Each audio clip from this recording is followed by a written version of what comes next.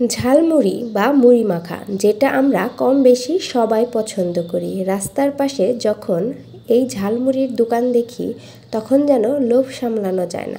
আজকে আপনাদেরকে এই ঝালমুড়ি বানানোর সিক্রেট মশলার রেসিপি শেয়ার করব।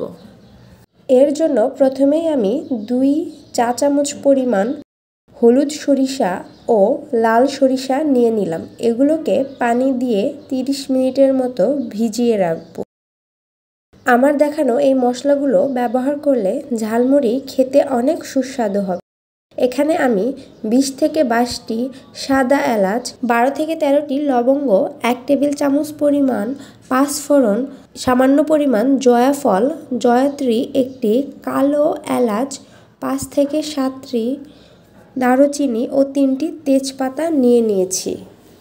সাথে আরও নিয়েছি হাফ লিটার পরিমাণ সরিষার তেল। আরও নিয়েছি 1 কাপ পরিমাণ পেঁয়াজ বাটা, 2 টেবিল চামচ আদা বাটা, 2 টেবিল চামচ রসুন বাটা, 1 টেবিল চামচ মরিচের গুঁড়া, 1 টেবিল চামচ হলুদের গুঁড়া ও হাফ টেবিল চামচ ধনিয়া গুঁড়া। এখানে সরিষার সাথে কাঁচামরিচ ও লবণ মিক্সড করে বেটে নিয়েছি যাতে তিতা না লাগে। এখানে কয়েকটি ছোট রসুন নিয়েছি। 1 চা চামচ পরিমাণ সাদা লবণ ও 1 চা চামচ পরিমাণ বিট লবণ নিয়েছি।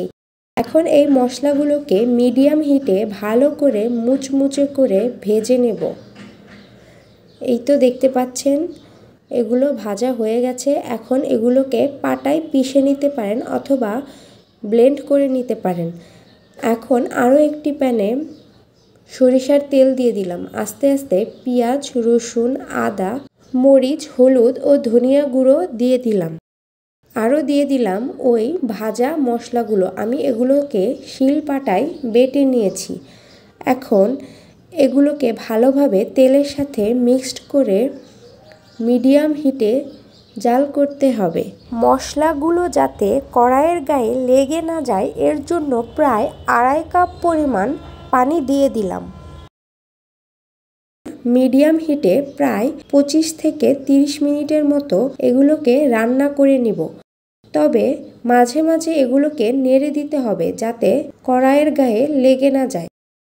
সাথে আরও দিয়ে দিলাম রসুন, কারণ রসুনগুলো সিদ্ধ হতে সময় লাগবে।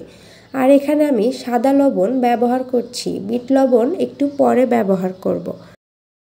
দেখতেই পাচ্ছেন বলক উঠে এসেছে, ফেনা উঠে গেছে। এখন এগুলোকে আমি ঢাকনা দিয়ে ঢেকে দিব প্রায় 5 মিনিটের মতো।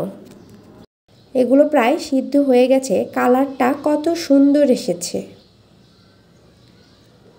এভাবে 25 মিনিট মিডিয়াম হিটে রান্না করার পর আমি সরিষা বাটা দিয়ে দিলাম।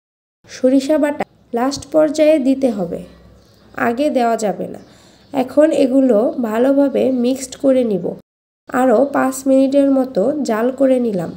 সবশেষে বিট লবণ দিয়ে আরও 2 থেকে 3 মিনিট জাল করে নিব। এই তো হয়ে গেছে আমাদের ঝালমুড়ির মশলা। এগুলো বানানো অনেক ইজি এবং আপনারা এয়ারটাইট বক্সে রেখে মাসের পর মাস সংগ্রহ করে খেতে পারবেন। ভিডিওটি যদি ভালো লাগে আমার চ্যানেলটি অবশ্যই সাবস্ক্রাইব করে আমাকে নতুন নতুন ভিডিও বানাতে ইন্সপায়ার করবেন। ধন্যবাদ সবাইকে।